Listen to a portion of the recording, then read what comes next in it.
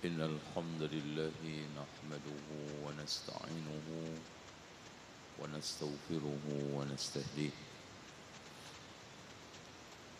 ونعوذ بالله من شرور أنفسنا وسيئات أعمالنا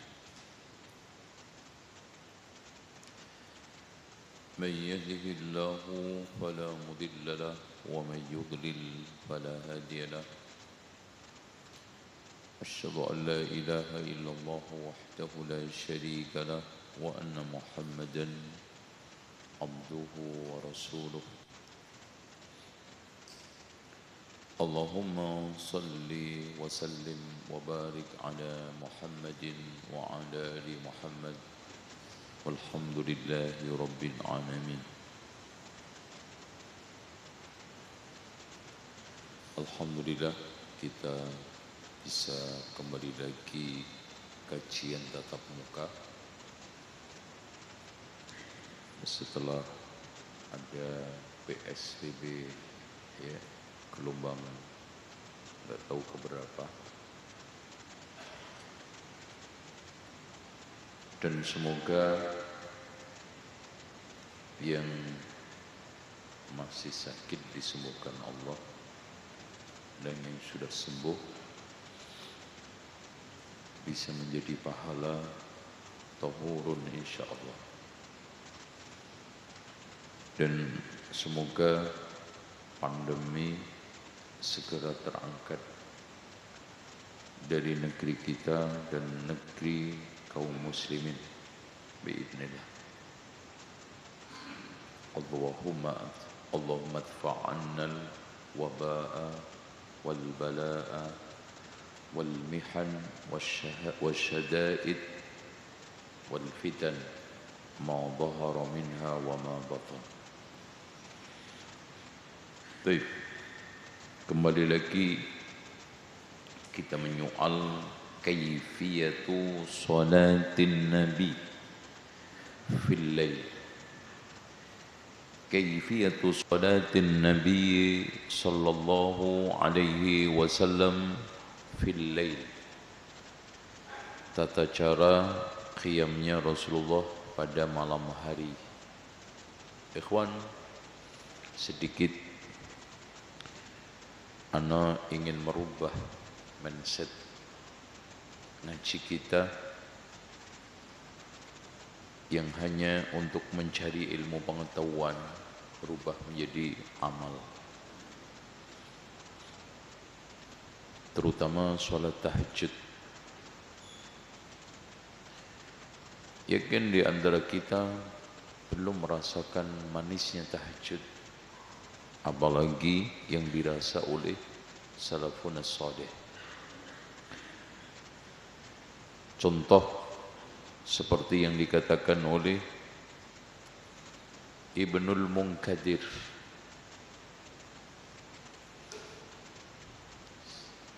setelah saya renungkan dengan baik, tidak tersisa kenikmatan di dunia bagi saya kecuali 3. Yang pertama, salatul jamaah fil masjid. Beda dengan kita, riangnya itu di mall. Suasana kita itu, bersuka cita itu di tempat-tempat gemerlap. Kemudian yang kedua adalah qiyamul lail, dan yang ketiganya liqaul ikhwani fillah. Ini sama juga yang dikatakan Umar, tidak ada kenikmatan yang tersisa di dunia ini, hidup ini, kecuali 3.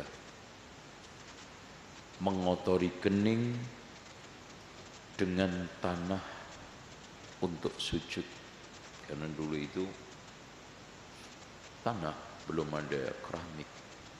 Mengotori kaki dengan debu padang pasir untuk jihad.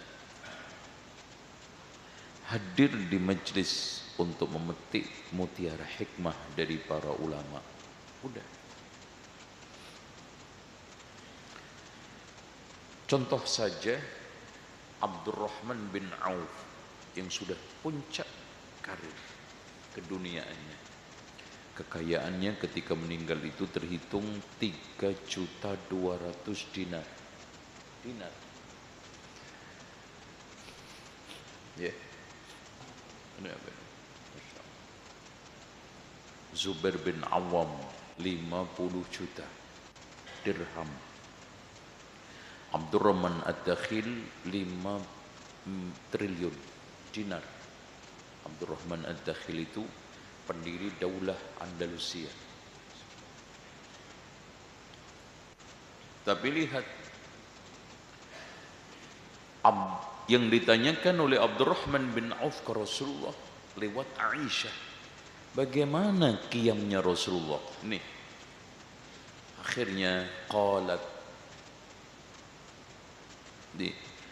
Jadi latar belakang Aisyah mengatakan ini tidak lain adalah kedatangan seorang sahabat Abdurrahman bin Auf yang menanyakan qiyamnya Rasulullah.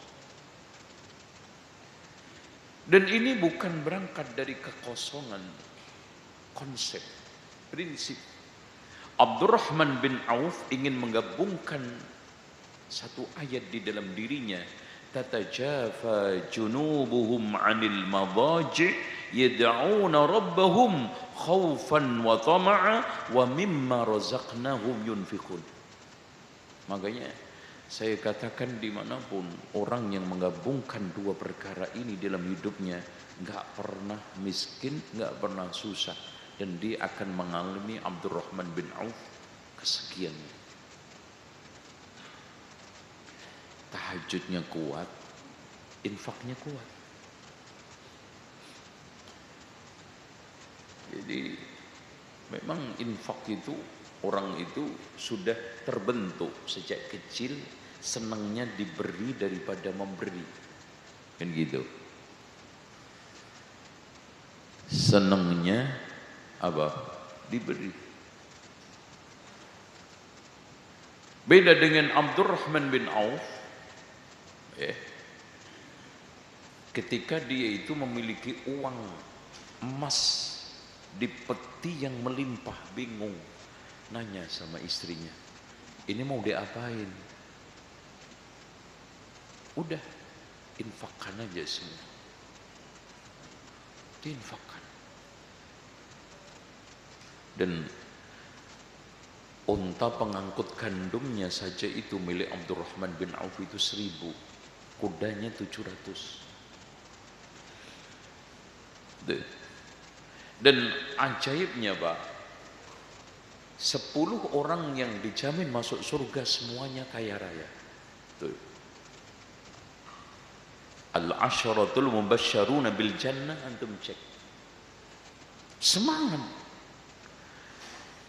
Makanya Umar bin Khattab radhiyallahu an, agak dikecilin Mas biar enggak terlalu ini. Ketika kagum melihat seseorang ketika ditanya punya kerjaan apa, ternyata dia jawab nganggur, jatuh harga diri. Jatuh. Makanya beliau berdoa, Allahumma inni a'udzubika min jaladil fajir wa dha'fil mu'min. Ya Allah, aku berlindung kepadamu dari gigihnya orang fajir dalam berkarya, beretos, dan lembeknya orang mukmin. Makanya suatu perkara yang sunnah, ketetapan Alkitab, dan itu menjadi praktek salafun salih, menggabungkan tatajafa junubuhum 'anil madaji' yad'una rabbahum khaufan wa tama'a wa mimma razaqnahum yunfiqun. Dan mana qasamalun min sadaqah, dia akan bakal kurang harta karena disedekahkan. Dan sejak kalau antum baca sirahnya salafun salih, mereka itu tidak pernah terhalang untuk infak meskipun miskin. Kemiskinan nggak pernah. Coba ada di antara mereka nangis di hadapan Rasulullah karena tidak bisa memberi yang melimpah. Ya Rasulullah, saya punyanya ini. Ada di antara mereka ketika datang Bani Mudhar yang kondisinya sangat mengenaskan. Ada seorang Ansor yang membawa kurma. Diangkut dari rumahnya hampir sempoyongan. Akhirnya ditiru oleh orang lain. Man sanna sunnatan hasanatan falahu ajruha wa ajru man amila biha. Baik. Nah, sosok ini menanyakan kepada Aisyah zaujatun Nabi tentang qiyamnya Rasulullah. Maka Rasulullah sallallahu alaihi wasallam yazidu fi Ramadan wala fi ghairihi. Ini menunjukkan tren qiyamnya Rasulullah itu tidak ada beda di dalam Ramadan, di luar Ramadan. Sama. Nah kalau sekarang ada hadis Rasulullah SAW ketika masuk seperti yang diriwayatkan oleh Aisyah ketika masuk 10 terakhir bulan Ramadan, Rasulullah menghidupkan malamnya, mengunkan keluarganya, mengencangkan ikat pinggangnya. Tetap Rasulullah konsisten 11. Tapi ditambah kualitas bacaannya. Dan ini dilakukan oleh Umar bin Khattab ketika mengumpulkan di masjid ketika sholat tarawih. Ya. Makanya maka Rasulullah sallallahu alaihi wasallam yazidu fi Ramadan wala fi ghairihi ala 11 raka'atan. Kenapa enggak ahada? Silakan. Ini pakar si bawahnya IHBS siapa nih? Kan kalau dulu di pesantren itu ada tren-trenan si bawahnya pondok ini pulang sampai hafal alfiyah itu dari belakang dengan cungkir balik. Oh coba minimal antum hafal imriti ya. Tidak ahada karena ma'dudnya itu apa? Muannas. Hitungan 11, 12 mudzakkar, muannas. Kalau 13 sampai 19 bersilang. Kalau ma'dudnya muannas, adadnya mudzakkar dan sebaliknya. Gitu ya. Baik. Yusalli arba'an. Rasulullah nampak salat 4. Dan ini secara sekilas 4 salam. Tetapi yang sekalian menjadi cair karena tidak ada penjelasan yusallimu salam, hanya mengatakan yusalli arba'an, maka dicairkan dengan hadis Rasulullah yang lainnya salatul laili masna masna, dan keterangan Aisyah sendiri yusallimu fi kulli rak'atain. Ditambah lagi Ibnu Umar yang mengatakan yusallimu fi rak'atain, berarti 4 itu 2 salam, setelah itu tidur atau istirahat. Dan ini wajar, Rasulullah habis sholat 4 rakaat itu tidur karena 1 rakaatnya aja Al-Baqarah, Ali Imran, An-Nisa, Al-Maidah. Nah antum inna kulhu wattini, paling panjang idza zulzila. Ya. Makanya ya ikhwan, kita makin hari makin tidak menemukan jejak salafus soleh dalam kehidupan kita. Jauh. Sementara kita sombong, mereka tawadhu. Coba bandingkan sedekahnya nggak kena, sholatnya nggak kena, jamaahnya nggak kena, jihadnya nggak kena.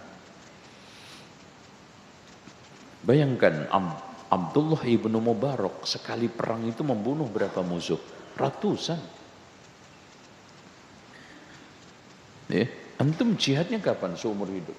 Pernah? Ana, Ustaz Fauzi semua nggak pernah jihad. Jihad di medan ilmu pun kadang-kadang terkotori oleh ketidakikhlasan. Orientasinya berubah. Dan ini wajar.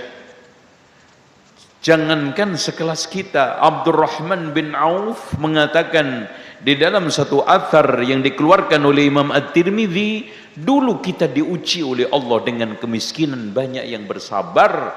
Sekarang kita diuji oleh Allah dengan kekayaan, banyak yang tidak sabar. Antum lihat tren kehidupan, istiqomahnya, tawaduknya, lurusnya itu ketika antum masih prihatin, miskin.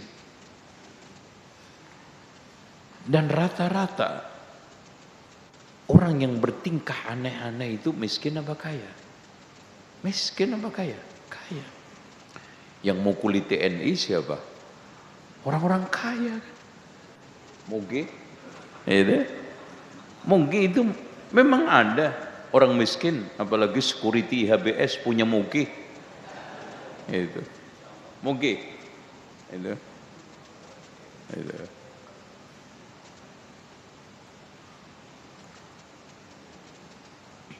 Yang korupsi,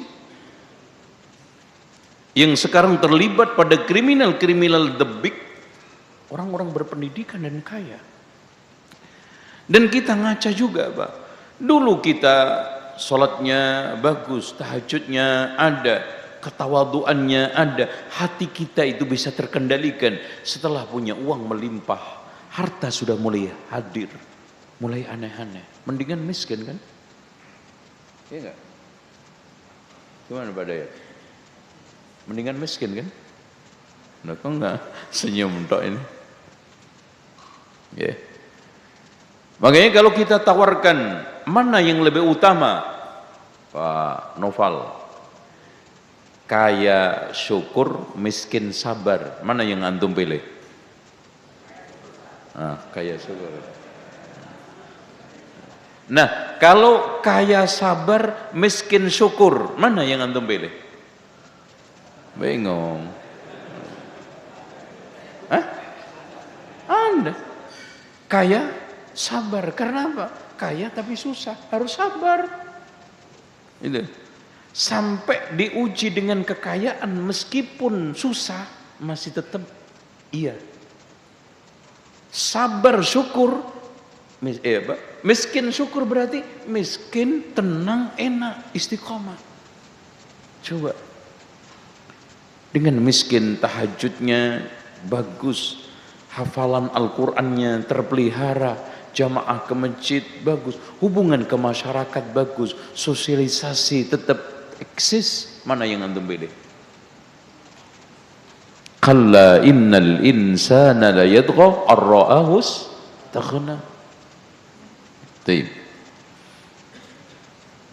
Ya, intinya selagi antum zuhud, artinya apapun dan berapapun di tangan antum nggak mempengaruhi hati, nggak ada masalah. Abu Bakar nggak disalahkan Allah karena kaya, karena kekayaannya tidak pernah merusak hatinya.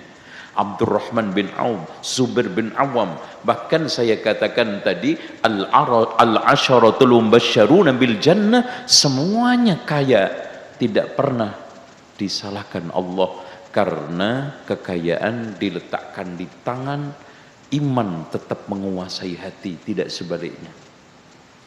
Makanya sering saya definisikan zuhud itu terima apa adanya, yang penting halal. Meskipun kalau uang 50 miliar, kalau istri cantik. Kita punya istri cantik, qanaah, zuhud. Apa? Tidak ngelirik yang haram. Meskipun jelek, enggak zuhud itu. Ikhlas menerima yang halal meskipun cantik, ngelirik yang haram meskipun jelek, itu enggak zuhud. Jabatan, istri, pokoknya tahta, harta, termasuk sepeda. Gitu kan? Kan sekarang wanita tergeser oleh sepeda kan. Godaan laki-laki kan tahta, harta, sepeda. Gitu. Wanita kegeser ya. Itu. Baik. Fala tas'al an husnihinna wa tulihinna. Aisyah mengatakan ini konteksnya itu ada 3. Yang jelas Aisyah sedang menjelaskan kualitas dan kuantitas salatnya Rasulullah. Dari sisi kuantitas jangan antum tanyakan bagaimana panjangnya. Dari sisi kualitas husnihinna, dan konteksnya ingin menjelaskan 3. Seakan-akan Aisyah mengatakan begini, kalian gak akan bakal bisa salat seperti Rasulullah, panjangnya dan bagusnya. Itu 1. Atau Aisyah sedang menjelaskan sesuatu yang sudah dikenal. Jangan kamu tanyakan panjangnya dan juga bagusnya, kan kalian tahu tuh salatnya Rasulullah. Atau Aisyah tidak bisa mensifati secara kalimat, cara, kualitas, kuantitasnya Rasulullah. Pokoknya udah deh, jangan bertanya aneh-aneh dan macam-macam tentang panjangnya, bagusnya. Pokoknya panjang banget, bagus banget. Saya nggak bisa menceritakan secara persis. Itu maksudnya. Ya. Fala tas'al an husnihinna, karena watulihinna, siapapun gak akan bisa menirunya. Atau fala tas'al an husnihinna watulihinna, sudah diketahui semua orang bahwa Rasulullah itu salatnya panjang, salatnya lama, salatnya bagus. Dan aku tidak bisa mensifati secara persis ya bagaimana panjangnya dan juga bagusnya salat Rasulullah yang saya lihat sementara kalian tidak melihatnya. Dan ini makna dihadirkan oleh Imam As-Sun'ani di dalam kitab Subulus Salamnya.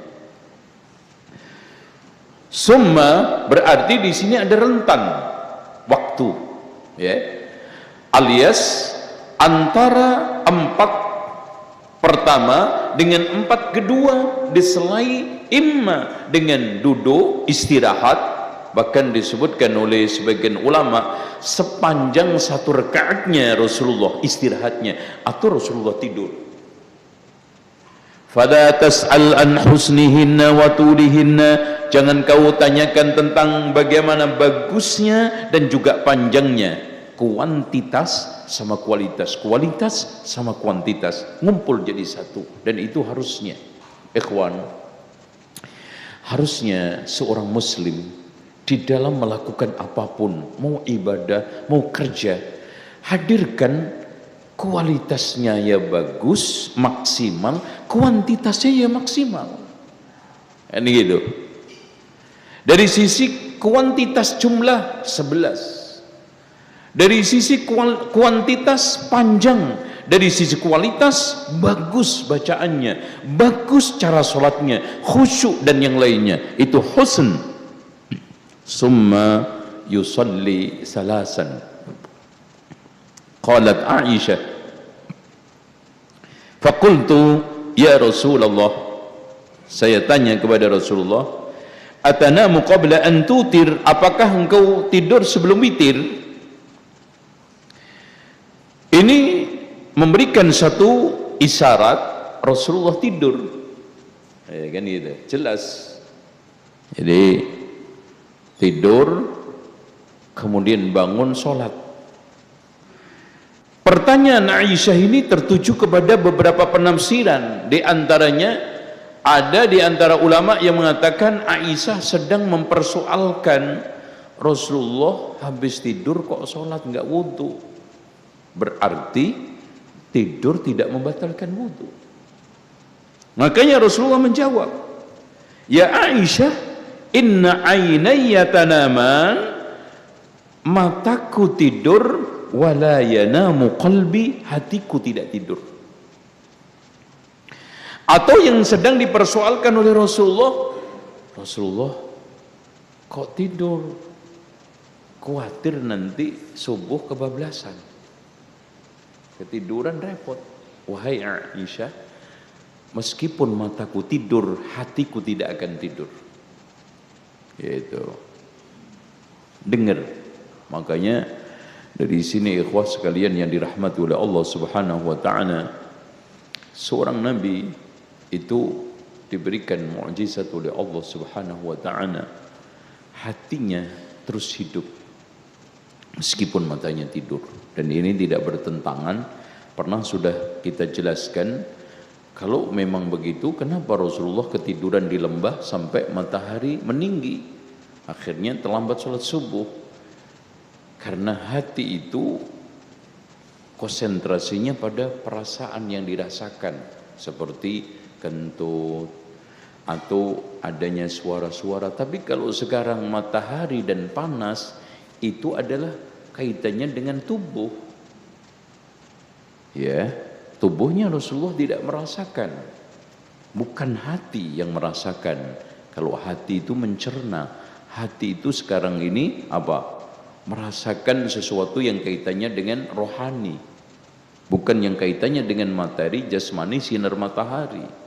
Makanya Rasulullah Shallallahu Alaihi Wasallam meskipun tidur tahu kalau seandainya kentut atau tidak kentut, meskipun tidur dia tahu bahwa ini azan akan datang dan seterusnya. Taib. Ya Aisyah, inna aynayya tanamani wa la yanamu qalbi. Hadis muttafaqun alaih. Taib. Mas, kenapa mic-nya pecah begini, Mas? Ya. Tadi bagus awal. Wa fi riwayatin lahuma anha, dalam satu riwayat dari Aisyah juga yang dikeluarkan oleh Imam Bukhari Muslim, kana yusalli minal lail 10 raka'atin. Hadis ini memberikan satu cerita. Lain halnya Rasulullah SAW melakukan qiyamul lail kali ini 10 rakaat.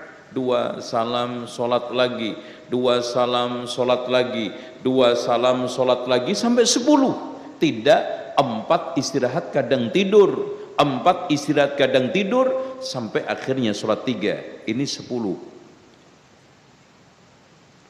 Wa yutiru bisajdatin, witir dengan 1. Wa yarka'u rak'atal fajri. Rak'atal fajri di sini adalah rak'atal fajri khairun minad dunya wa fiha, fatilka 13 rak'atan. Jadi dari sini ada sekalian, bilangan jumlah qiyamnya Rasulullah itu masih konsisten 11. Kalau di sana ada riwayat 13, maksudnya adalah 2 rakaat fajar atau 2 muqaddimah sebelum apa? Qiyam, yaitu rak'ataini khafifatain. Itu. Makanya di dalam riwayat Bukhari disebutkan, kana Rasulullah SAW yusalli 13 rak'atan, fa idza sami'a an-nida yusalli rak'ataini khafifataini, fatilka 15 rak'atan. Jadi Rasulullah SAW sholat 13, maksudnya di sini 2 rakaat ringan sebelumnya. Kemudian setelah mendengarkan azan Rasulullah sholat 2 rakaat dan jumlahnya 15. Berarti kadang Rasulullah SAW melakukan ini, kadang ini. Wa anha qalat, Aisyah lagi menjelaskan tentang qiyam dan witirnya Rasulullah. Kana Rasulullah sallallahu alaihi wasallam yusalli minal laili 13 rak'atan. Nih, Rasulullah sallallahu alaihi wasallam salat 13 rakaat. Di sini jelas nampak bukan duanya ini 2 rakaat fajar, tapi 2 rakaat muqaddimah dilakukan dengan ringan. Yutiru min dzalika bi khamsin, witir dengan 5 dari 13 itu. Berarti 13 itu witirnya sendiri 5. La yajlisu fi syai'in illa fi akhiriha, tidak duduk kecuali di akhirnya. Jadi salat 5 rakaat baru setelah itu tasyahud akhir salam. Wa anha qalat, dari Aisyah radhiyallahu an juga berkata, min kullil lail, hampir setiap malam. Kenapa kita katakan hampir? Karena Rasulullah sallallahu alaihi wasallam di sini salatnya kadang-kadang karena suatu aral tidak salat malam, akhirnya diganti dengan siangnya 12. Aghlabnya qad autara Rasulullah SAW witir, fantaha witruhu ila sahar, witirnya selesai sampai sahur. Digandengkan dengan hadis Rasulullah yang ada di dalam riwayat Aisyah, autara Rasulullah SAW min awalihi, Rasulullah itu witir di awal malamnya, wa akhirihi, akhirnya, wa awsatihi, dan tengahnya, wantaha witruhu ila sahur, dan rata-rata witirnya itu sampai menjelang sahur. Jadi tidak sampai pada subuh. Makanya Rasulullah mengatakan, fa idza khashita syubha fa'autir biwahidatin, kalau kalian takut subuh, witir dengan satu saja. Dari sini ikhwan, kita bisa simpulkan sebagaimana yang telah dijelaskan dalam beberapa hadis bahwa Rasulullah itu witir kadang dengan satu, berarti salat qiyamnya 10. Kalau 13 karena ada 2 rakaat ringan sebagai muqaddimah. Kalau ada kesan 15, maka 2 rakaat fajar yang itu masuk salat siang dimasukkan. Kadang Rasulullah SAW witir dengan 3, berarti qiyamnya berapa? Berapa qiyamnya? Berapa Pak? Kalau 11 berapa? 8. Kok kayaknya nggak nyambungnya? 8. Kadang Rasulullah SAW witir dengan 5, berarti qiyamnya berapa? 6. Kadang Rasulullah SAW witir dengan 7, berarti qiyamnya berapa? Kadang Rasulullah SAW witirnya dengan 9, tinggal nambah, kadang 11. Dan Rasulullah SAW cara melakukannya sebagaimana dalam hadis Rasulullah SAW juga kadang-kadang dari Abdullah bin Qais, yusalli Rasulullah SAW al-lail bi arba'in wa thalathin wa bi sittin wa thalathin wa bi thamanin wa thalathin. Nah ini wa bi ashrin wa thalathin. Jadi di sini 11 itu sudah dicampur antara qiyam, tahajud dengan witir. Nah caranya, kalau 1 salam langsung, ya. Kalau 3 Rasulullah melakukan 2 cara, salat 2 rakaat, dan ini kata Imam Ahmad, dan Imam Ahmad berfatwa dengan ini, yaitu salat witir itu dengan 2 rakaat salam kemudian tambah 1. Ini cara yang terbaik. Bahkan Abdullah ibnu Umar ketika melakukan itu, kemudian ada yang bertanya, hadhihi sunnah. Kemudian yang kedua adalah dengan 3 langsung. Dalam satu riwayat Rasulullah SAW yutiru bi thalathin wa yaqra bi sabbihis qul ya ayyuhal kafirun wa qul huwallahu ahad, dan tidak duduk kecuali di akhir, karena Rasulullah SAW mengatakan la tashabbahu bil maghrib, jangan kamu witir menyerupai maghrib, sehingga kalau maghrib itu tasyahudnya 2, maka witirnya cukup 1 tasyahud akhir. Atau bisa 5, tidak duduk kecuali di akhirnya, berarti 1, 2, 3, 4, dan ketika 5 duduk tasyahud salam. Kadang Rasulullah SAW dengan 7 dan juga tidak duduk kecuali di akhirnya. Dan Rasulullah SAW kadang sholat witir dengan 9, tidak duduk kecuali di akhirnya, yaitu ketika dengan 2 cara. Kadang pada rakaat ke-8 duduk, tasyahud, kemudian setelah itu berdiri melanjutkan satu rakaat dengan tasyahud dan salam.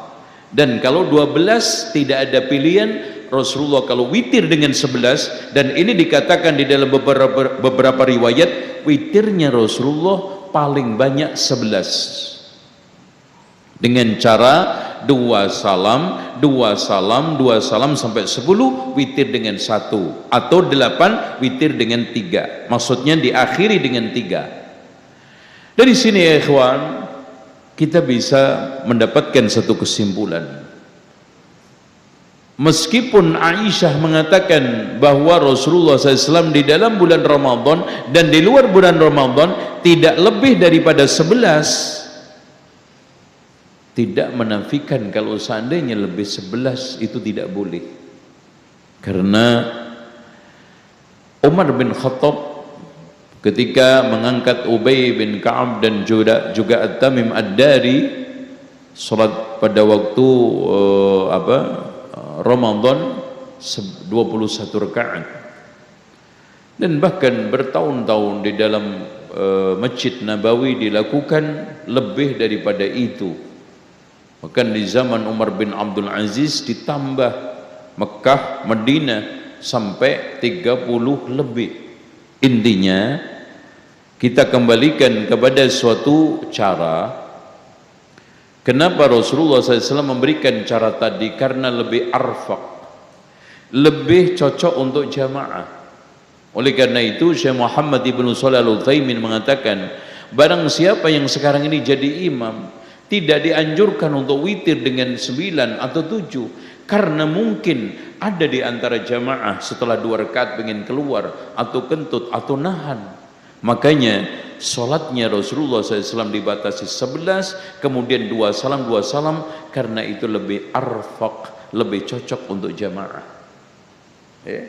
Apalagi kalau antum bacaannya 1 juz, coba 1 juz setiap rakaat, dan antum salam 4 salam, itu banyak yang keluar.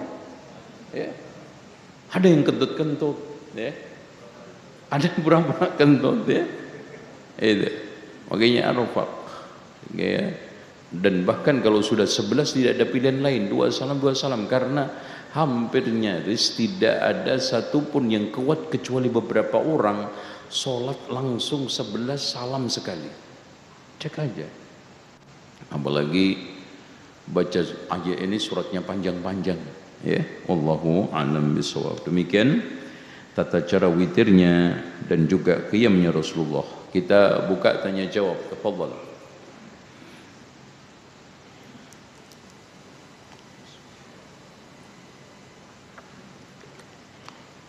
Silakan, Pak.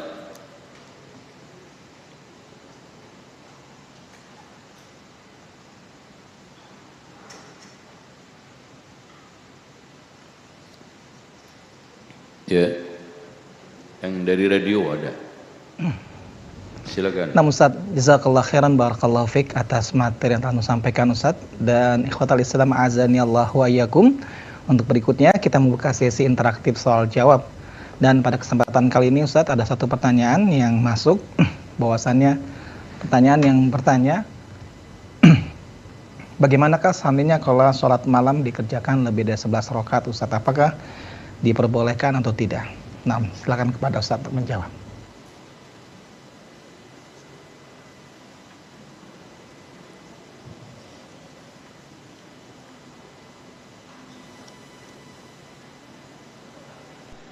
Ya, atau dari ruangan sini, Mas.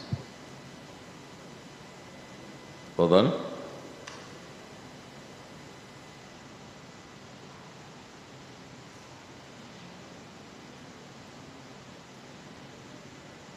Ya, silakan.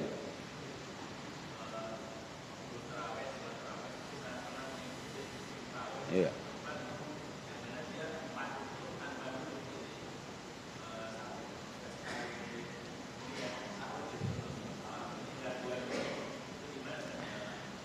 Ya, tadi ada potensi untuk dipahami bahwa yusalli arba'an itu tidak salam kecuali 4, dan itu Ada di antara ulama yang memahami seperti itu. Meskipun Syekh Al-Albani agak keras, dan ini juga diluruskan oleh para ulama, sholat tarawih dengan 4 itu adalah tidak boleh, ya. Oleh karena itu, suatu hal yang yaqbalu al-ikhtilaf, dan juga ini adalah sa'ir karena ijtihad, namun sebagaimana yang telah ditegaskan dalam banyak hadis Rasulullah SAW, apalagi dikuatkan dalam riwayat Imam Az-Zailai dalam kitab Nasbur Raya, salatul laili wan nahari masna masna, salat malam dan siang itu dua-dua. Jadi salat malam, siang itu dua-dua. Dan ditegaskan oleh dua orang yang paling faham terhadap qiyamnya Rasulullah. Yang pertama Aisyah, yusallimu fi kulli rak'atain, dan Abdullah ibn Umar juga mengatakan yusallimu fi kulli rak'atain. Wallahu a'lam. Ada lagi? Langsung mungkin di majelis sini. Silakan, Pak. Tafadhal. Ya. Silakan.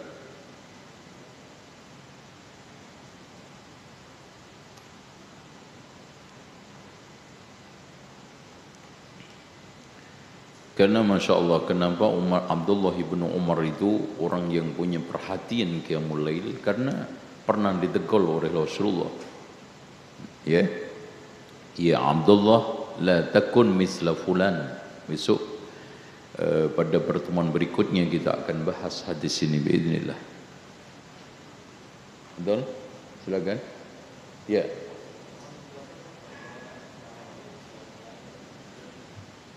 Baik. Kalau tahajud itu qiyamul lail yang didahului dengan tidur. Ini penjelasan Imam Al-Hafidh Ibnu Hajar di dalam Fathul Barinya. Kenapa dikatakan tahajud itu tahajud? Li'annahu yatahajjad, dia bersungguh-sungguh, ya, li mudafa'ati ta'bi wa atharin naum, untuk menolak berbagai macam capek, pegel, dan bekas-bekas tidur. Kemudian yang kedua, qiyamul lail itu seluruh solat yang dilakukan malam hari, ya, termasuk tahajud juga qiyamul lail karena dilakukan pada waktu malam hari. Kalau dilakukan setelah tidur diberi nama tahajud. Tarawih juga termasuk qiyamul lail, dilakukan pada waktu Ramadan. Kalau dilakukan Ramadan namanya tarawih. Bahkan witir juga termasuk qiyamul lail. Intinya qiyamul lail itu qiyam yang secara umum dilakukan pada waktu malam hari. Makanya Syekh Muhammad ibnu Shalih Al-Utsaimin mengatakan qiyamul lail adalah termasuk salat sunnah mutlak. Makanya Rasulullah mengatakan salatul laili masna masna, mutlak, salat mutlak yang dilakukan pada waktu malam hari. Nah, salat witir itu adalah salat khusus yang dilakukan untuk menutup qiyamul lail. Makanya Rasulullah katakan ij'alu akhiru salatikum bil laili witra, jadikan akhir salatmu di malam hari itu witir. Dan tolong diperhatikan, Rasulullah tidak pernah mengatakan jangan sholat setelah witir. Mas, kalau seandainya ada orang mengatakan dikasih makanan banyak terus berbagai macam ini, tolong ya, pisang ini nanti antum makan terakhir, ya. Pertanyaannya, apakah ini suatu larangan? Anak nggak boleh makan lagi setelah itu? Nggak ada. Kecuali habis makan ini kamu jangan makan lagi ya.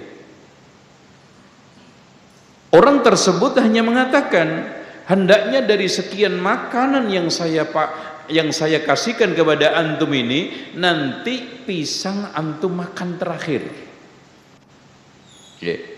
Nggak ada kesan bahwa Rasulullah SAW melarang tidak boleh setelah sholat witir. Yang ada runutannya gini loh Pak, kalau antum ingin sholat malam jangan dijungkir balikkan, witir dulu baru qiyam, baru tahajud.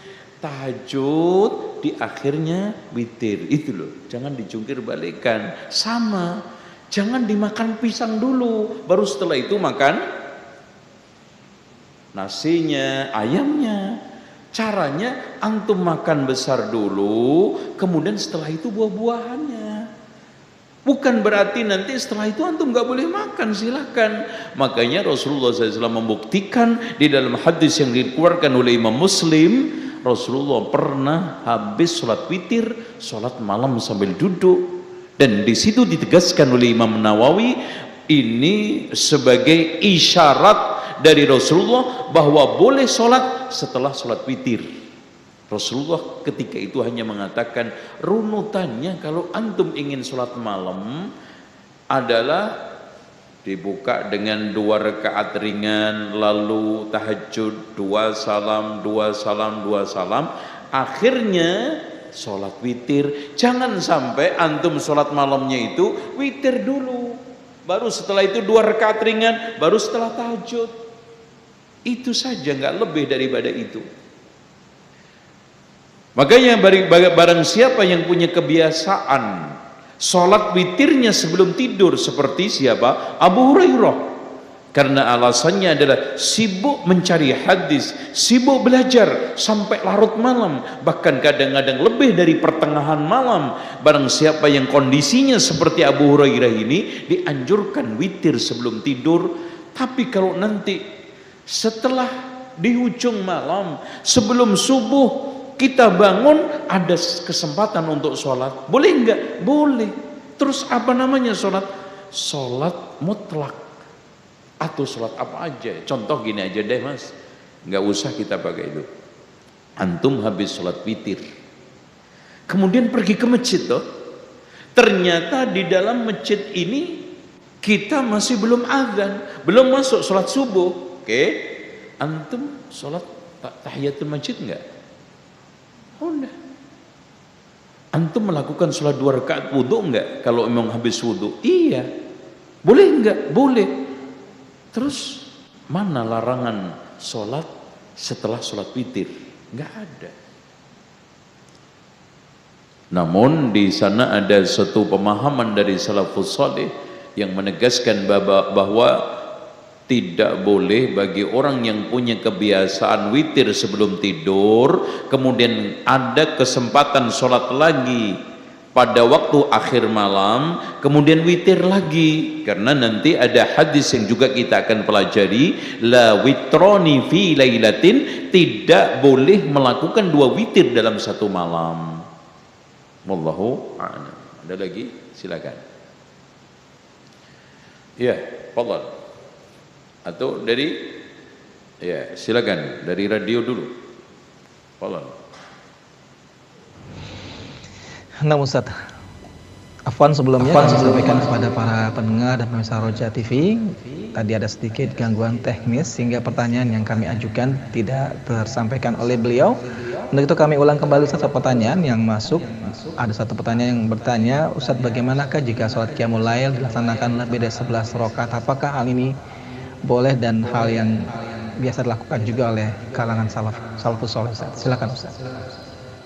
Ya, pertanyaannya tadi habis sholat lagi sama toh? Oh, lebih dari 11. Taib. Ya ikhwan, seperti yang dijelaskan oleh Ibnu Abdul Bar, tolong diperhatikan, la khilafa bainal muslimin, tidak ada khilaf di antara kaum muslimin, anna salatal laili, salat lail, laisa lahu haddun mahdudun, tidak ada batasan tertentu, wa annaha nafilah, salat lail, qiyamul lail adalah nafilah, wa fi'lu khairin, perbuatan baik, wa amalu birrin, dan suatu amal bir. Faman syaa istaqalla, barang siapa yang ingin menyedikitkan silakan, wa man syaa istakthara, siapa yang ingin memperbanyak silakan. Itu kuncinya. Kenapa? Karena dipahami oleh para ulama, diantaranya adalah Syekh Shalih Al-Utsaimin, salatul laili masna masna, terkesan nampak dari teksnya adalah mutlak bebas. Yang penting dua salam sampai kapok. Loh, kan gitu. Aduh, anak capek, udah tidur. Karena Rasulullah SAW menyarankan, idza kasila au na'isa ahadukum falyarqud, jika kamu sekarang lemah, capek, ngantuk, tidur, jangan dipaksakan. Karena la'allahu istaghfara rabbahu fayasubbu nafsahu, alasannya Rasulullah. Karena orang kalau qiyamnya dipaksa karena ngantuk, akhirnya nanti maunya istighfar kepada Allah, ngantuk, capek, pegel, akhirnya memaki dirinya sendiri. Kamu sih kurang ajar, salah lagi, dosa lagi, ndablek banget, nyalakan dirinya sendiri, ya. Karena mungkin jengkel dengan kemaksiatannya, jengkel dengan kelakuannya, tobat balik lagi, qiyamul lail ingin istighfar, astagfirullah, fayasubbu nafsahu. Makanya idza kasila ahadukum aw na'isa falyarqud, tidur, jangan dipaksakan, sunnah gitu ya. Wallahu a'lam bissawab. Ada lagi? Nah Ustaz, jazakallah khairan Ustaz, barakallahu fiik atas jawaban yang telah antum sampaikan Ustaz. Untuk pertanyaan berikutnya Ustaz, masih melalui pesan singkat Ustaz. Satu pertanyaan, apakah Ustaz ketika seseorang sedang safar maka gugur melaksanakan sholat tahajud atau qiyamul lail atau juga sholat witirnya Ustaz? Mohon Ustaz berikan penjelasan. Silakan Ustaz. Baik. Perlu diketahui bahwa Rasulullah Shallallahu Alaihi Wasallam tidak pernah tahajud pada waktu safar. Dan yang dilakukan oleh Rasulullah Shallallahu Alaihi Wasallam bahkan tidak pernah ditinggalkan adalah hanya 2 rakaat fajar dan witir. Bahkan ada riwayat di dalam hadis Sunan Abi Dawud, di mana ada seorang sahabat yang ditugaskan oleh Rasulullah jaga malam. Kemudian beliau manfaatkan untuk qiyamul lail, akhirnya terpana. Beliau diam, tidak keluar, sampai karena tubuhnya sendiri lemes, akhirnya jatuh. Bukan keinginan dia. Akhirnya orang pada kaget, berkerumun. Akhirnya ketika sadar, ditanya Rasulullah, kenapa kamu tidak teriak? Ya Rasulullah, aku dalam suatu kenikmatan membaca satu ayat yang aku sulit untuk keluar. Coba ada nggak di antara kita membaca seperti itu? Kita lebih banyak menikmati lagunya daripada penghayatannya. Kita lebih terkesima dengan suara merdunya daripada kandungan ayatnya. Dan coba gini aja deh, antum pernah nggak saking nikmatnya membaca Al-Quran, dicewer teman antum nggak berasa? Itu aja. Coba bayangkan Imam Al-Bukhari ketika sholat Pak, disengat kumbang sampai berkali-kali, tidak berkeming. Imam Abu Hanifah kalau sholat seperti pakaian yang diletakkan, tidak gerak. Abdullah bin Zubair, coba bayangkan, pernah dari atap rumahnya itu jatuh ular besar, sampai melipat anaknya, tidak keluar dari sholat. Dan orang yang paling terkenal khusyuk di dalam sholat, sangat bagus di dalam sholatnya. Coba bagaimana Zainul Abidin sampai mendapatkan gelar. Namanya siapa aslinya? Ali bin Husain mendapatkan gelar Zainul Abidin. Makanya tidak boleh memberi nama anak Zainul Abidin. Kan bukan salah saya. Ketika itu aku masih bayi diberi nama orang tua dan nggak bisa protes. Itu ya. Nggak boleh Zainul Abidin, Zainul Arifin, Khairul Anam, Khairun Nisa, itu nama-nama tazkiyah. Karena Allah mengatakan la tuzakku anfusakum huwa a'lamu biman ittaqa. Ya nggak boleh. Ya. Ya. Ulin Nuha juga nggak boleh. Karena ada orang namanya Ulin Nuha tapi goblok. Aduh, malu-maluin aja kan gitu. Padahal Ulin Nuha itu orang yang cerdik, cendekia, hebat itu. Terus Khairun Nisa ternyata melacur. Kan repot. Khairul Anam nyopet. Gitu. Ada kan gitu. Repot ini. Gitu. Terus siapa lagi? Khairul Abidin umpamanya sama. Khairul Abidin ternyata suka gundai janda. Itu kan gitu. Itu nggak boleh. Gitu. Jadi nama-nama itu ada maksudnya. Ya. Ada lagi? Allah. Nah Ustaz, jazakallah khairan Ustaz, barakallahu fiqh atas jawaban yang telah Antum berikan Ustaz. Dan untuk pertanyaan berikutnya kami berikan kesempatan kepada para penanya melalui telepon di layanan telepon 0218236543. Nah, silakan. Ya, Assalamualaikum. Waalaikumsalam warahmatullahi wabarakatuh. Dengan siapa dan berada di mana? Dengan hamba Allah di Kalimantan Selatan. Ya, silakan. Ya, silakan Pak. Kalau misalnya sholat fardu setelah isya itu apa ada anjuran untuk sholat witir sampai 1 rakaat untuk witir? Baik, anjuran ya setelah isya. Terima kasih banyak pertanyaannya dan kami silakan kepada Ustaz untuk menjawab. Silakan Ustaz. Setelah sholat isya apa? Tes. Setelah sholat isya apa tadi? Sholat witir. Ya, Oke.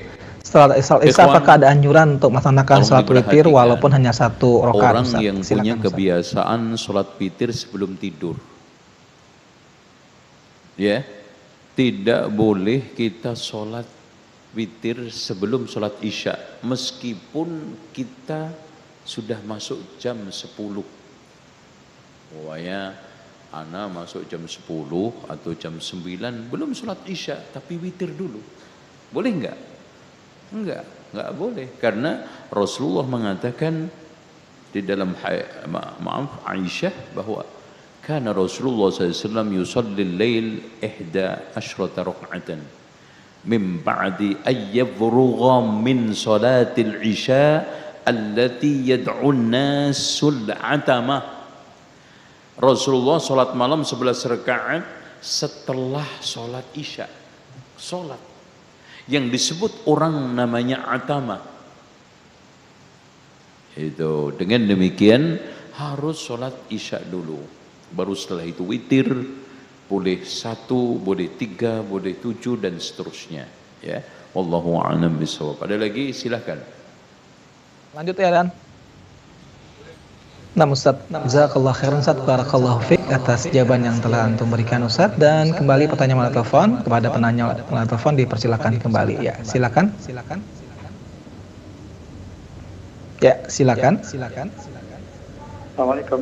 Waalaikumsalam warahmatullahi wabarakatuh. Dengan siapa Bapak dan berada di mana? Mohon maaf Bapak, diulang kembali, suaranya kurang terdengar. Mungkin bisa dimatikan terlebih dahulu secara televisinya ataupun secara radionya agar kami bisa. Ahmad Husain di mana Pak Ahmad Husain? Dari Lampung nih Pak Ustaz. Dari Lampung. Silakan Pak Ahmad Husain pertanyaannya. Yang kami tanyakan adalah yang pertama adalah apa arti sholat? Yang kedua, apa maksud tujuannya sholat? Baik. Apa maksud tujuannya sholat? Yang ketiga, bagaimana untungnya sholat? Nah, cukup Pak. Baik. Karena suaranya juga agak feedback, mungkin kami ulang kembali pertanyaannya dari Pak Ahmad Husain di Lampung. Beliau bertanya tentang apakah arti dari sholat Ustaz, dan apakah tujuan serta keutamaan atau keuntungan dari melaksanakan sholat Ustaz? Silakan Ustaz. Baik. As-shalah di dalam bahasanya adalah ad-du'a. Makanya tidak ada satu ibadah yang paling banyak doanya kecuali sholat. Dan tolong diperhatikan, Allah mensyariatkan ibadah itu rata-rata untuk doa. Makanya Rasulullah mengatakan ad-du'a'u huwal ibadah. Cek aja ibadah mana yang tidak ada unsur doanya. Hampir semua ibadah selalu ada doanya. Nah, adapun secara istilah af'alun wa aqwalun, karena ada af'alnya, ruku, sujud, wa aqwalun, ucapan bacaan surat Al-Fatihah dan yang lainnya. Muftatahatun bitakbir, yang dibuka dengan takbir, wa mukhtatamatun bitaslim, dan diakhiri dengan salam. Itu salat. Dan salat itu imaduddin. Rasulullah mengatakan ra'sul amri al-islam, pangkal segala urusan adalah Islam. Wa amuduhu as-salah, tiangnya salat. Wa dirwatu sanamihi al-jihad, pelindungnya adalah jihad. Makanya Pak, kalau jihad itu sudah tidak ada, Islam itu kayak tidak punya atap, tidak punya pelindung, hancur semua, rusak isi rumah kita. Coba bayangkan, antum punya rumah mewah, antum isi dengan perabot-perabot yang mewah, kemudian gak ada atap, rusak nggak? Sama. Makanya sekarang kerusakan Islam karena jihad tidak ada, karena amar ma'ruf tidak ada. Bahkan yang lebih mengenaskan, orang yang bicara apalagi mengimplementasikan jihad langsung dituduh dengan sumir, miring, minor. Minimal radikal, radik, padahal radik itu wajib, radik itu kan mendalam. Makanya kopi yang paling enak adalah radik, kan gitu. Dan radikal itu tidak negatif, yang negatif itu ekstrim.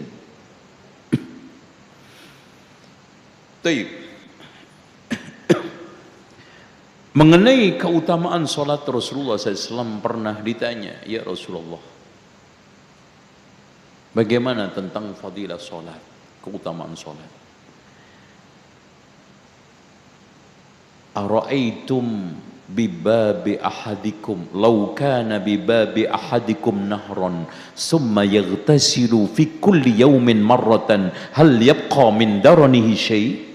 Bagaimana pandanganmu kalau seandainya di depan rumahmu, pintumu itu ada sungai, kemudian mandi 5 kali, apakah masih tersisa kotoran? Tidak. Wadzalika mathalus shalawatil khams yamkhullahu bihinnal khataya.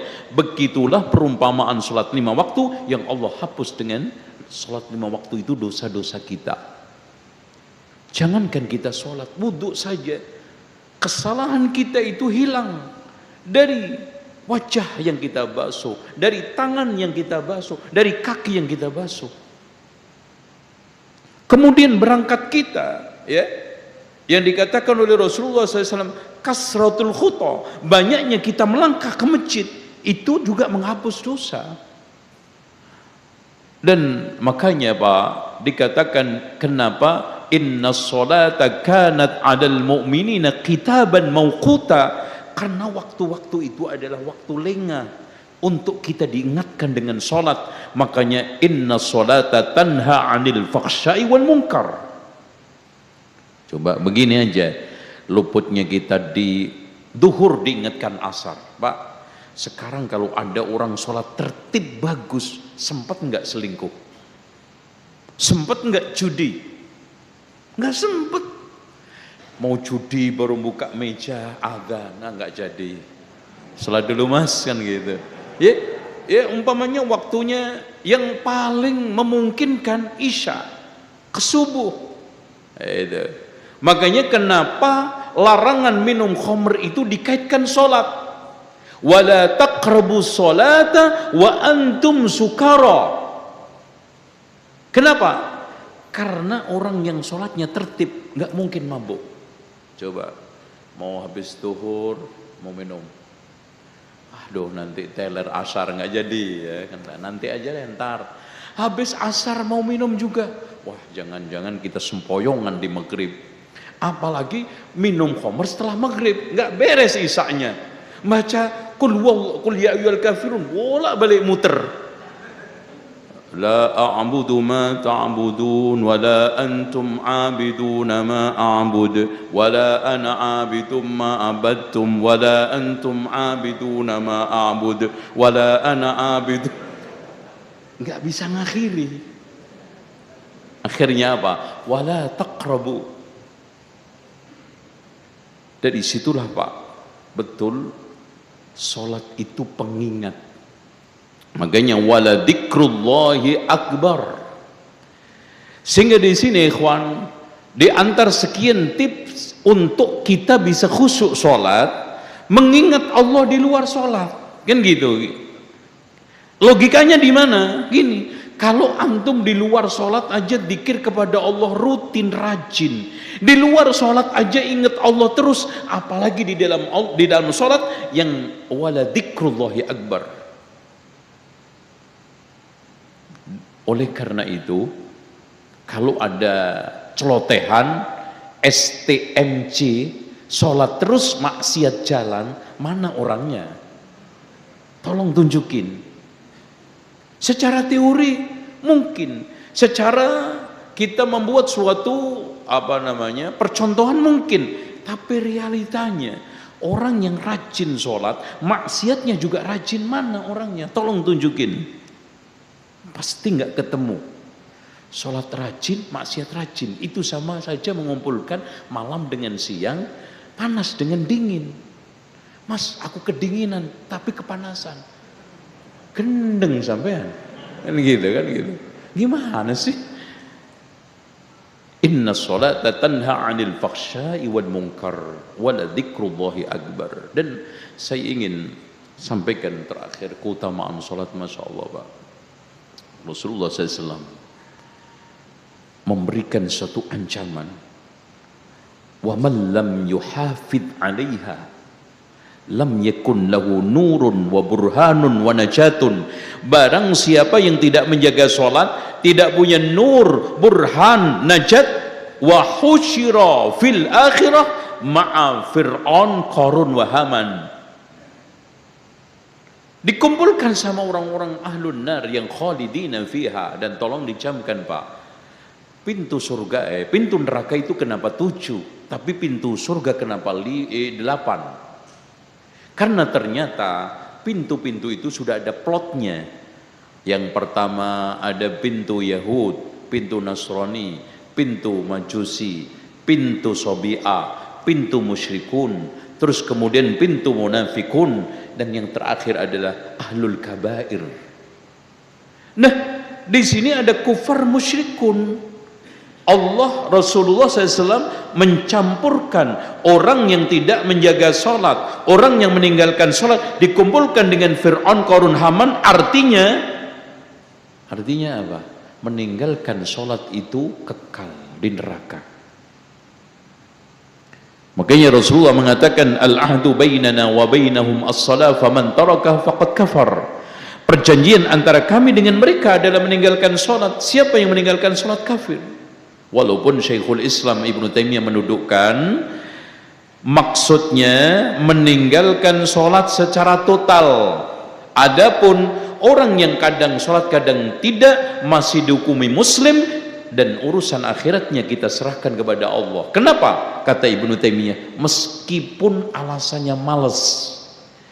Kalau dia tidak sholat secara total, tetap kafir. Kenapa? Karena nggak mungkin ada orang malas abadi. Umpamanya Anas, aku malas makan. Masa nggak makan terus? Ada orang, masya Allah, sejak awal diterima di IHBS umpamanya, atau di pegawai negeri umpamanya, dari hari pertama sampai pensiun nggak pernah masuk. Alasannya ditegur, Mas kenapa nggak masuk? Males Pak. Diterima nggak? Nggak mungkin. Males itu kadang, aduh aku lagi males ngaji. Sekali dua kali. Aku lagi males makan. Sekali dua kali. Aku sekarang lagi males masuk sekolah. Sekali dua kali. Kalau orang permanen nggak sholat, permanen nggak pernah masuk sekolah ini perusahaan, permanen nggak pernah ke masjid, alasannya males, secara logika mana ya bisa diterima? Dan betul Pak, ternyata realitanya begini. Sekarang antum cecerkan orang muslim sama orang kafir, dan dua-duanya antum nggak tahu apa yang mencirikan dia muslim kafir. Sholat, sampai puasa pun kita nggak bisa menengarai. Orang dua-duanya sekarang muslim kafir di dalam satu meja duduk. Yang muslim gendut sedang puasa, yang kafir krempeng. Persangkaan antum yang puasa yang mana? Yang lemes nih, kurus. Enggak. Artinya kita tidak mudah menilai, tapi yang bisa menilai apa? Sholat.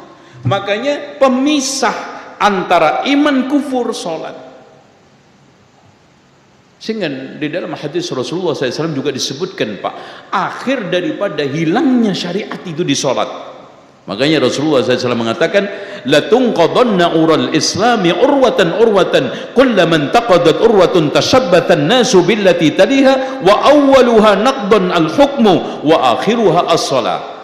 Tali Islam itu akan lepas seutas demi seutas. Ketika orang lepas satu, pegang berikutnya. Yang pertama kali lepas sistem hukum dan pemerintahan Islam, dan yang paling akhir sholat. Sampai nanti kita tidak sampai nanti akan datang suatu zaman orang sudah tidak kenal sholat lagi, zakat, puasa dan yang lainnya, tinggal hanya mengatakan la ilaha illallah. Itu yang dikatakan oleh Rasulullah, sayadrusul islamu kama yadrusu wasyuthau. Islam akan mengalami punah seperti punahnya batik dari kain. Kayak baju seragam ini kan, pelan-pelan kan botak-botak gitu kan. Itu begitu juga. Dulu bagus dulu ini. Dulu bagus. Ada pemisahnya antara tengah dengan lambat laun sama antara tempat kancing dengan sampingnya karena sudah luntur. Gitu. Begitu juga Islam. Makanya ya ikhwan, betul kata Kiai Haji Ahmad Dahlan, Allah menjamin Islam tidak hilang dari bumi ini, tapi Allah tidak pernah menjamin Islam tidak hilang dari Indonesia ini. Anak kasih contoh fakta. Hampir 700 lebih tahun Islam menguasai Andalusia. Sekarang tinggal berapa persen? Bahkan dulu Champa yang sekarang adalah Vietnam dan Kamboja itu 99% Muslim dan raja-rajanya semua Muslim. Sekarang tinggal 0,5%. Dan tidak tanggung-tanggung lagi, penghuni penduduk mayoritasnya sekarang komunis. Oleh karena itu Islam itu bertahan bukan semata-mata karena benarnya agama, haknya satu ajaran, tapi pengikutnya mau nggak menyiarkan, mau nggak mendakwahkan, mau eksis nggak kajian. Makanya Rasulullah mengatakan, yakhrujud dajjalu fi idbarin minal ilmi. Dajjal itu hanya keluar di saat orang berpaling dari ilmu. Ya, idbar. Nah, kalau begini kayaknya masih bukan pendukung Dajjal begini. Karena masih banyak yang ngaji. Kalau sudah mulai malas, kajian itu hanya anget-anget, karena nggak mau tai ayam ya. Anget-anget apa sih? Anget-anget kuku, kalau adem udah, itu tanda. Dan ini sudah mulai. Kalau zaman-zaman dahulu, anak awal-awal dakwah itu, yang senang itu kajian rutinnya, yang meludak itu kajian rutinnya. Kalau tabligh sesekali, sekarang enggak. Tablighnya Masya Allah, kajian rutin, seler.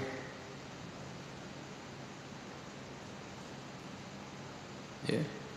Dan orang kenapa? Karena sudah dipicu. Orang itu kalau sudah, kata Rasulullah ketika Abu Sa'labah Al-Khushani mengatakan, menanyakan, alaikum ya anfusakum la yudurrukum man dhalla idza tadaitum, alaikum anfusakum la yadurrukum man dhalla idza tadaitum. Apa saran Rasulullah? Balik tamiru bil ma'ruf wa tanahau 'anil munkar. Bahkan kamu harus terus amar ma'ruf nahi munkar, hatta idza ra'aitum syuhhan muta'a, bakhil yang ditaati, wa hawan muttaba'a, hawa nafsu yang diikuti, wa dunyan mu'sarata, dunia diutamakan, wa ijabi di ra'yin bi ra'yin. Nah ini Pak, karena kita sudah masuk pada zaman orang kagum dengan pendapatnya sendiri-sendiri, bukan ke dalil. Kenapa? Karena pada saat orang sudah tidak beramal, orang sudah tidak ingin kebaikan, tidak ingin kebenaran, yang ada adalah apa? Ijabi di ra'yin bi ra'yih, kagum dengan pendapatnya sendiri. Pada saat itu ilmu menipis, amal berkurang, ulama hilang. Akhirnya betul kata Ibnu Mas'ud, kita sekarang berada satu zaman banyak ulamanya, banyak fuqahanya, sedikit khutobanya. Kalian akan mengalami suatu zaman banyak khutobanya, sedikit fuqahanya. Wallahu a'lam bishawab. Sudah selesai Mas? Masih? Cukup? Ini? Oke. Apa hukum mencela Nabi Muhammad? Nah ini mungkin terakhir ya. Ikhwah sekalian, ada satu majalah yang terkenal namanya Charlie Hebdo, yang memang spesialis untuk supaya laris digunakan untuk menghujat Rasulullah, membuat karikatur miring, membuat suatu berita-berita tentang Islam yang tidak benar. Nah diperparah dengan seorang pimpinan negara. Sebetulnya ini suatu yang aneh. Karena apa aneh? Karena Prancis itu negara yang menganut sekuler murni. Karena sekuler itu ada dua, sekuler agamis, artinya masih mengakui agama, tapi agama itu diletakkan pada wilayah privat. Nah, Prancis itu termasuk negara sekuler anti agama, semua agama, tapi lucunya dia hanya anti Islam. Dan ini sebetulnya statement yang kontraproduktif. Kenapa? Nggak ada kaitannya dengan kemajuan negara dia, nggak ada kaitannya dengan visi misi dia di dalam memimpin negara, dan bahkan menghancurkan ekonomi negara. Coba bayangkan sekarang di mana-mana produk Prancis diboikot, di mana-mana di negara Arab dicibirkan, dan di mana-mana diadakan semacam anjuran, ajakan untuk tidak membeli produk-produk Prancis. Kan rugi. Nah, secara umum hadirin sekalian, menghujat Rasulullah telah dibuatkan oleh banyak ulama buku tentang hukum menghujat Rasulullah. Wabil khusus Syekhul Islam Ibnu Taimiyah menulis kitab As-Sarimul Maslul liman syatamar Rasul, pedang terhunus untuk orang yang menghujat Rasulullah. Di situ panjang lebar diuraikan oleh Syekhul Islam Ibnu Taimiyah dengan akhirnya menyimpulkan para ulama kaum muslimin sepakat penghujat Rasulullah dipenggal lehernya. Tapi bukan karyawan IHBS yang memenggal, bukan ketua security yang memenggal. Ya. Apalagi dia itu wilayah di negara, hidup di wilayah negara-negara Islam macam seperti Saudi yang menjalankan adalah pemimpin penguasa. Ya. Dan hadirin sekalian yang dirahmati oleh Allah Subhanahu wa taala, kenapa Barat itu sangat membenci Rasulullah? Simple. Karena di antara sekian agama yang memiliki figur segar, menjadi panutan, yang itu menjadi sosok yang hidup sepanjang zaman untuk ditiru umat Islam, sementara mereka nggak ada contoh. Orang Kristen siapa yang dijadi contoh? Nggak ada, karena Isa sudah jadi Tuhan. Nyontohnya gimana? Antum mau nyontoh Tuhan? Bingung. Orang Kristen sendiri bingung. Panutan saya ini siapa? Di dalam hidup ini role model yang saya ikutin siapa? Isa sudah jadi Tuhan. Orang Yahudi, Nabi dilecehkan, blunder juga. Orang Yahudi juga tidak akan bisa menjadikan para nabinya sebagai contoh, karena di antara sebagian mereka dibunuh, dicaci, bahkan Nabi Daud dituduh berzina. Maryam zina sama Jibril, kan hancur. Nah, dari sekian agama yang memiliki figur itu hanya Islam yang terang benderang, bahkan dikatakan oleh tokoh-tokoh mereka seterang matahari, laqad kana lakum fi rasulillahi uswatun hasanah, dan itu tidak dimiliki mereka. Makanya mereka melakukan dua langkah, sekularisasi dan mencaci figur. Makanya yang dilakukan mereka sekarang adalah black camp. Satu, merusak citra Islam, merusak tokoh Islam, merusak citra Islam dengan memunculkan ajaran baru yaitu liberal, merusak citra Islam dengan isu teroris lengkap. Makanya semuanya itu black camp. Ana juga nggak nuduh teroris, nggak membela teroris.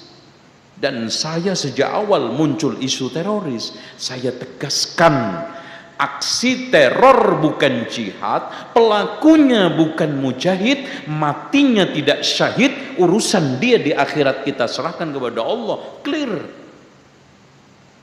Tapi tolong dicamkan, di sela-sela dua hal ini ada tujuan. Satu, membunuh karakter ajaran Islam dengan liberal, dan membunuh karakter tokoh Islam dengan teroris.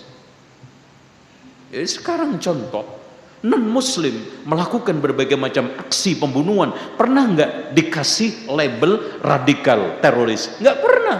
Membakar masjid nggak dituduh teroris, merusak ini, membunuh ini nggak dikatakan teroris. Tapi kalau sudah Islam, teroris. Jenggot teroris, katok cingkrang teroris, batuk belang teroris. Itu.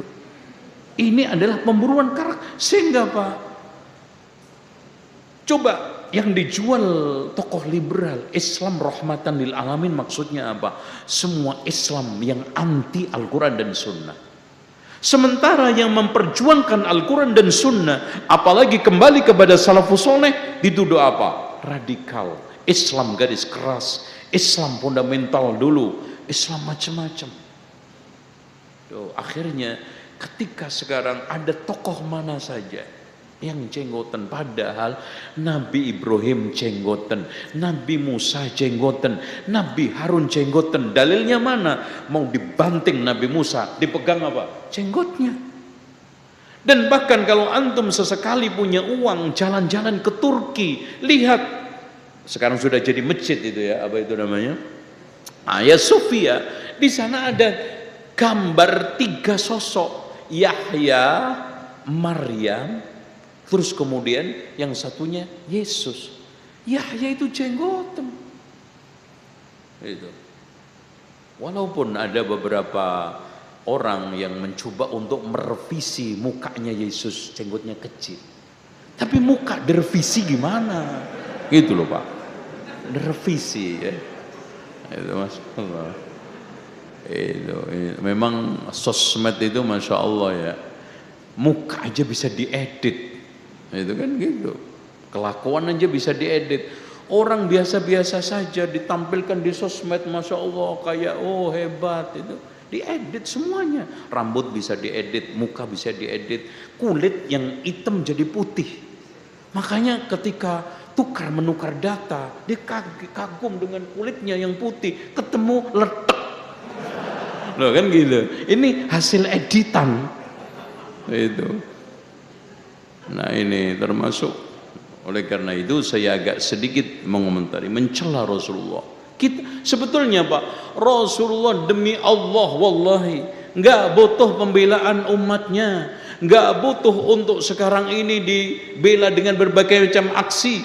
Rasulullah dipuji, dicela, sudah menjadi penghuni surga tertinggi, Rafiqul A'la. Dan tolong dicamkan, kelebihan Rasulullah, kebaikan Rasulullah, dan berbagai macam keistimewaan Rasulullah tidak akan bisa bergeser, tergusur dengan berbagai macam aksi-aksi pelecehan dan juga aksi-aksi apa namanya, karikatur dan film-film untuk mencela Rasulullah. Tidak akan, karena di sini izzah antar umat, hak asasi yang harus dijaga, dan berbagai macam karamah umat Islam, eksistensi umat Islam, terus kemudian kepentingan umat Islam itu sendiri bersikap kepada Nabi.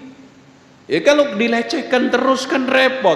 Sementara umat itu tidak tahu yang sebenarnya, bagaimana sosok Rasulullah di sirah nabawiyah, bagaimana sosok Rasulullah di dalam Al-Quran dan Sunnah yang dikatakan oleh Aisyah khuluquhul Quran. Nggak pernah ngaji, dengernya cuma dari YouTube. Akhirnya kalau zaman dulu mereka adalah wali-wali kutub, wali-wali autat, sekarang cuma wali YouTube. Iya, nggak nyambung. Akhirnya apa? Ada orang yang mencela Rasulullah, minimal cuek, nggak ada pembelaan atau ikut-ikutan. Gitu, ya. Dengan demikian, ikhwah sekalian, di sini saya akhiri, dan mungkin ini sebagai satu apa namanya pembelajaran, ya, dan tidak lepas dari hikmah. Yakin ini semua dihadirkan oleh Allah, bukan kebetulan. Allah memunculkan berbagai macam isu-isu miring, penghujatan dan juga karikatur serta film-film untuk menghujat Rasulullah agar umat ini bangkit, agar umat ini mencoba untuk gimana sih sikap saya kepada Rasulullah? Katanya cinta, selalu Badar hafal. Kenapa pembelaan Rasulullah minim? Karena mereka lebih hafal salawat Badar daripada perang Badar. Nah itu. Oh kalau salawat Badar, sholli ala Muhammad, oh fasih. Yang penting Arab. Oh yang lucu itu saya gemes, ada orang yang menyanyikan Maqdir di masjid. Maqdir. Padahal Maqdir itu jelas qasidah patah hati. Lihat aja bait syairnya di antara Maqdir, wish dambi ana Maqdir, kan gitu. Wish dambi ana Maqdir, kan gitu. Wish dambi ana, dosa apa saya? Kau putuskan cintaku. Nah, kan ya. Wish dambi, kan gitu. Maqdir, wish dambi ana Maqdir. Itu kan anehnya dilakukan di masjid. Dan bahkan sekarang Masya Allah, maaf, ma'ruf mungkar, tauhid syirik, iman kufur, maksiat ibadah sudah terintegrasi. Gitu kan gitu. Iya. Gereja, masjid, gedung film, majelis taklim itu sudah terintegrasi. Dihubungkan, contoh majelis taklim dengan gedung bioskop dihubungkan oleh ustadz-ustadz setengah artis. Oh, iya gak? Ya ke gedung film iya, masjid iya, ngaji iya, itu kan terintegrasi semua.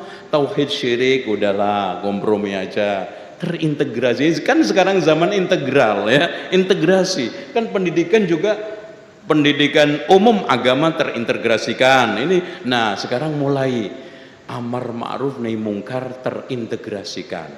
Ya, ma'ruf mungkar, makanya dibikinkan film. Oh, itu bisa juga sholat, pacaran juga rajin, kan gitu. Ini terintegrasi. Ya, orang yang ada di kuburan sholawatan, baca ini baca itu kan ibadah bagus, tapi syirik juga terintegrasi. Na'udzubillah ya. Sekarang tidak ada pemisah. Padahal kata Imam Ibnu Qayyim di dalam kitab Fawaidnya, tanda bahagia seseorang itu bisa memilah 4 bedanya tauhid dengan syirik, iman dengan kufur, sunnah dengan bid'ah, taat dengan maksiat. Sekarang nggak ada, dan itu yang disebut dengan furqan. Bahkan Islam Al-Quran diturunkan oleh Allah, Nabi diutus untuk membawa Islam al-furqan, untuk memilah apa? Furqan apa? Tauhid dengan syirik, iman dengan kufur, sunnah dengan bid'ah, dan taat dengan maksiat. Wallahu a'lam bishawab. Demikian cukup. Nah, mudah-mudahan pertanyaan tentang masalah hukum mencela Nabi bisa menjawab, dan kita bisa agak sedikit untuk bersikap bagaimana menjaga izzah. Walillahil izzatu walirasulil mu'minin. Jadi Allah punya izzah yang harus kita jaga, Rasul punya izzah yang kita jaga, mukmin juga. Demikian, subhanakallahumma wa bihamdika asyhadu an la ilaha illa anta astaghfiruka wa atubu ilaik. Wassalamualaikum warahmatullahi wabarakatuh. Waalaikumsalam warahmatullahi wabarakatuh. Jazakallahu khairan wa barakallahu fiik. Kami sampaikan kepada Al-Ustadz Al-Fadil Zainal Abidin bin Syamsuddin LCMM hafizallahu taala atas waktu yang telah beliau berikan dan juga materi yang telah beliau sampaikan serta jawaban-jawaban yang telah beliau berikan di kesempatan sore hari ini. Kami ucapkan terima kasih banyak, dan semoga Allah Subhanahu wa taala menjaga beliau dan keluarga beliau, sehingga juga meluaskan keimanan beliau sehingga